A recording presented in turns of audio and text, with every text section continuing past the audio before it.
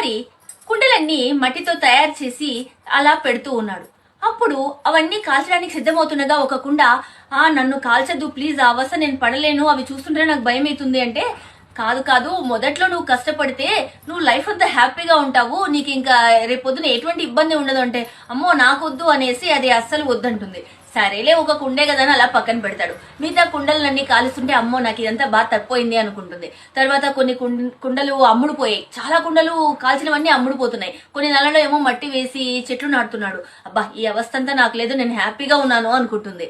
తర్వాత కొన్ని రోజులకు సడన్ గా బాగా వర్షం పడి అన్ని కుండలు ఏం కావు, కానీ ఈ కుండ మాత్రం అలా తడిచి మొత్తం దాని ఆకారం అంతా కోల్పోయి దాని అస్తిత్వాన్ని కోల్పోతుంది. అప్పుడు దానికి అర్థమవుతుంది కుమ్మరి ఎందుకు చెప్పాడా అని. మన జీవితాలు కూడా అంతే. మొదట్లో మనం కష్టపడకుండా, మొదట్లో చిన్నప్పుడు మనం కష్టపడితేనే మనం పెద్దయ్యాక మనకు కావాల్సిన లైఫ్ ని మనం పొందగలుగుతాం. అందుకే మీ పిల్లలకు తప్పకుండా నేర్పించండి, కష్టపడితేనే రేపు పొద్దున సుఖపడతారు అని. కష్టం లేనిది ఏది మనము సాధించలేము. అవన్నీ ఏదో కొద్ది మందికే దొరుకుతాయి, కానీ చాలా వరకు ఎప్పుడు కష్టపడి మనము చిన్నప్పటి నుంచి కష్టపడుతూ అన్ని నేర్చుకుంటూ వస్తామో దానికి తగ్గ ఫలితం ఖచ్చితంగా పొందుతాం. కష్టే ఫలి.